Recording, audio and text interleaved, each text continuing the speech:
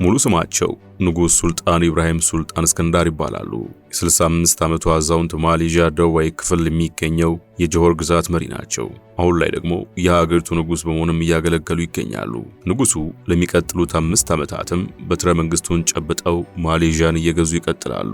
ይህ በራሱ ማሌዥያን ከተቀረው ዓለም የሚለያት ጉዳይ ነው። የስልጣን ገደብ የተቀመጠለት ንጉሳዊ አገዛዝ የተለመደ አይደለም። ማሌዥያ ግን ከሌሎች ሀገራት በተለየ መልኩ ንጉሶች በየ5 ዓመቱ እየተፈራረቁ ይመሯታል። ስለዚህች ሀገር ጥቂት እንበልና ወደ ሰውየው እናምራም።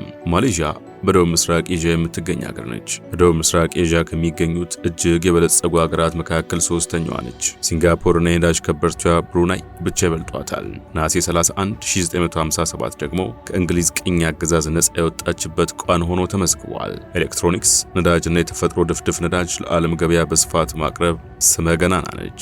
ሀገሪቱ ከቅኝ ግዛት ከተላቀቀች በኋላ በ9 ክፍለ ሀገራት ተከፍላ አስተዳደራዊ መዋቅርን ሰርታለች። የሀገሪቱ የመንግስት አስተዳደር ህገ መንግስታዊ ንጉስ ስርዓት የሚባለው አይነት ነው። 9ኙም የማሌዥያ ግዛቶች የየራሳቸው ንጉሶች ሲኖራቸው ሀገሪቱን በንጉሰ ነገስትነት የሚገዛ ሰው ደግሞ ከነዚህ 9 ግዛቶች በየ5 ዓመቱ ይወከላል።